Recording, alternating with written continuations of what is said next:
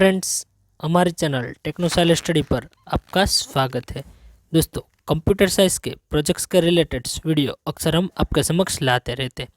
आज के वीडियो में हम बात करेंगे इवेंट मैनेजमेंट जो प्रोजेक्ट्स है उसके प्रेजेंटेशन के बारे में। यहाँ पे हमारा जो प्रोजेक्ट का टॉपिक है inter college event management system, जिसके लिए हमें एक जो प्रेजेंटेशन की पीपीटी कम्प्लीटली बनानी है। तो दोस्तों, जब भी आप प्रेजेंटेशन के लिए एक पीपीटी बनाते हैं तो उसमें कौन से जो पॉइंट्स है वो होने चाहिए।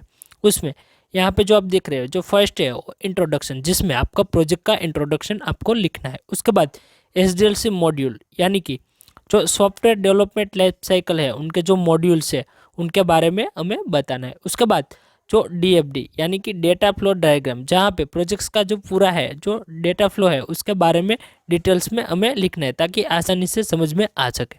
उसके बाद ईआर डायग्राम, यानी कि जो एंटिटी रिलेशनशिप डायग्राम है उसके चार्ट है, जो उसका जो डायग्राम है वो हमें यहाँ पे शो करना है। उसके बाद डेटा डिक्शनरी है, जहाँ पे हमारे जो डेटाबेस के जो टेबल्स है उसके रिलेटेड जो इन्फॉर्मेशन है एंड जो टेबल के रिलेटेड जो इन्फॉर्मेशन है वो हमें यहाँ पे शो करानी है। उसके बाद इनपुट डिज़ाइन, जहाँ पे हमें सिस्टम डिज़ाइन में इनपुट डिज़ाइन और उसके बाद आउटपुट डिज़ाइन, उसके अलावा बिब्लियोग्राफी एंड जो फ्यूचर एनहांसमेंट, ये सारे जो पॉइंट्स है उसको हमें डिटेल में यहाँ पे एक्सप्लेन करना है।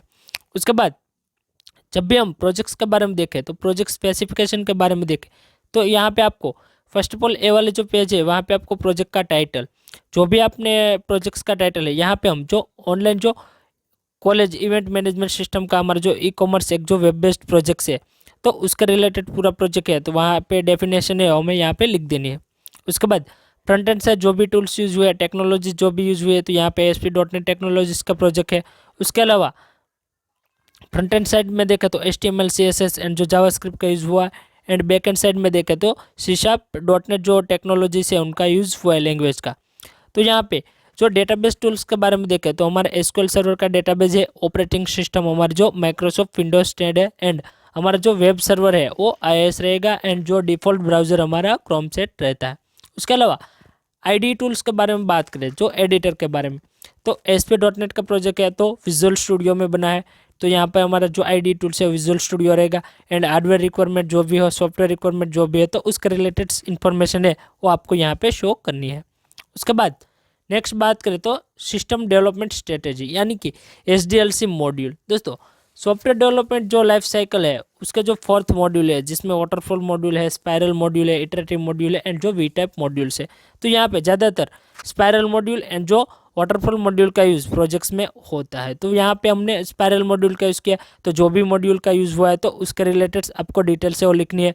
उसके अलावा उसका जो एक चार्ट है वो भी आपको यहाँ पे रिप्रेजेंट करना है। उसके बाद उसके रिलेटेड जो इन्फॉर्मेशन है आपको शो करनी है।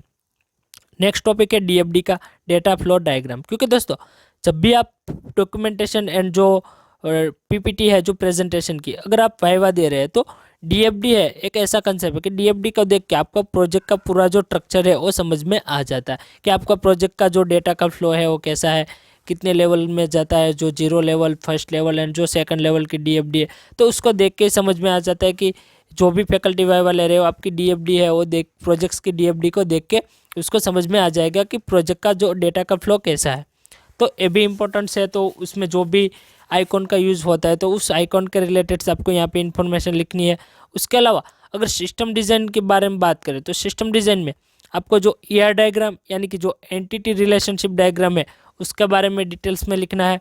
उसके अलावा जो आपको रिलेशनल जो डेटाबेस है, उसके अलावा जो प्राइमरी की, फॉरेन की जितना भी यूज़ हुआ है, उसके अलावा जो नॉर्मलाइजेशन है, तो ये सारे जो कंसेप्ट है वो आपको यहाँ पे जो सिस्टम डिज़ाइन है उसमें आपको शो कराने होंगे। जिसमें दोस्तों रिलेशनशिप आपने जहाँ पे भी दी है, दो टेबल के बीच में रिलेशनशिप हो या तो डेटाबेस में जो भी रिलेशनशिप यूज़ हुई है तो उसके रिलेटेड आपको यहाँ पे जो इनपुट डिज़ाइन में डिटेल्स है उसको लिखनी है। उसके बाद नेक्स्ट बात करें तो डेटा डिक्शनरी। दोस्तों, डेटा डिक्शनरी है उसमें आपको डेटाबेस के जो टेबल्स है उसके रिलेटेड जो इन्फॉर्मेशन है वो आपको यहाँ पे शो करानी है। तो यहाँ पे हमने फॉर एग्जांपल देखे कि हमारा जो एक यूज़र TBL नाम का एक जो हमारा टेबल डेटाबेस में अवेलेबल है, तो उसमें जितने भी जो फील्ड्स यूज़ हुए तो उस फील्ड के बारे में आपको यहाँ पे बताना है कि देखिए यहाँ पे जो यूज़र TBL है तो उसके फील्ड क्या है कि लाइक यूज़र ID है, यूज़र नेम है, जेंडर है, फ़ोन है, पासवर्ड है एंड एड्रेसेस है।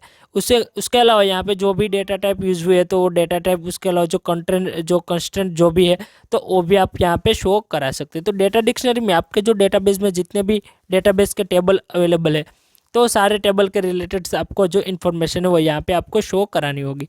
उसके बाद जो आउटपुट डिज़ाइन के बारे में बात करें तो दोस्तों आउटपुट डिज़ाइन में आपको आपके प्रोजेक्ट्स को रन करके उसके जो स्क्रीनशॉट है वो लेने हैं एंड सिंपल यहाँ पे जो स्क्रीनशॉट है वो लगा देने हैं, ताकि अदरवाइज मतलब सपोज मान लो कि आपका प्रोजेक्ट्स रन नहीं हो पाता है तो यहाँ पे आपने अगर स्क्रीनशॉट लगाया तो आप उसको प्रेजेंट करा सकते हैं एंड उनका आपको जो प्रेजेंटेशन में हेल्पफुल रहता है।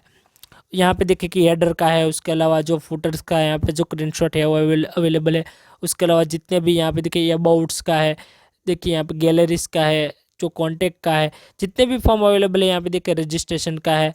उसके अलावा यहाँ पे देखिए कि डेटाबेस में हमने बात की थी कि जैसे कि जो हमें टेबल का जो स्ट्रक्चर है उनके स्क्रीनशॉट हमने यहाँ पे लगाया है, क्योंकि ये दोस्तों यहाँ पे देखिए कि हमारा जो डेटा डिक्शनरी की हमने बात की थी। तो सिंपल देखिए कि अगर आप डेटा डिक्शनरी में अपने टेबल्स के अगर डिटेल्स आपको ऐड करना नहीं आता तो आप यहाँ पे डायरेक्टली देखिए जो स्क्रीनशॉट है वो लगा सकते हैं।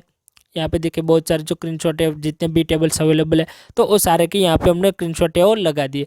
उसके अलावा जितने प्रोजेक्ट्स आप रन करते हैं, जितने भी फीचर्स आपके प्रोजेक्ट्स में अवेलेबल है तो वो सारे प्रोजेक्ट के जो फीचर्स है वो आपके उसके स्क्रीनशॉट है आपको पीपीटी प्रेजेंटेशन है, जो प्रेजेंटेशन की पीपीटी है वहाँ पे लगा देने हैं। उसके बाद टेस्टिंग है वो भी बहुत इंपॉर्टेंट है, टेस्टिंग एंड इम्प्लीमेंटेशन। तो आपको टेस्टिंग के रिलेटेड भी क्वेश्चंस आपके जो प्रेजेंटेशन वाइवा होगा उसमें आपको पूछे जाएंगे, तो जिसमें आपको टेस्टिंग के बारे में लिख देना है, फिर टेस्टिंग के बारे में एक्सप्लेन कर देना है। तो दोस्तों नॉर्मली जो 3 टाइप के जो टेस्टिंग है वो आते हैं, जिसमें ब्लैक बॉक्स टेस्टर होता है, वाइट बॉक्स टेस्टर होता है एंड जो ग्रे बॉक्स टेस्टर होता है। सिंपल हम देखें तो ब्लैक बॉक्स टेस्टर का वर्क क्या है, को ओनली फॉर जो फंक्शनैलिटीज़ है उनको चेक करता है एंड जो वाइट बॉक्स टेस्टर है वो जो चेंजेस है, जो एडिटिंग है, जो भी लैंग्वेजेस का जो लॉजिकली जो काम वर्क्स है तो वो सारा वाइट बॉक्स टेस्टर को होता है। एंड जो ग्रे बॉक्स टेस्टर है वो दोनों का ही कॉम्बिनेशन है, मान लो उसको फंक्शनैलिटीज़ भी चेक करनी है एंड जो चेंजेस एंड अपडेटिंग जो भी होगा वो खुद ही करना पड़ेगा, तो उसके हम ग्रे बॉक्स टेस्टर है वो बोल सकते हैं।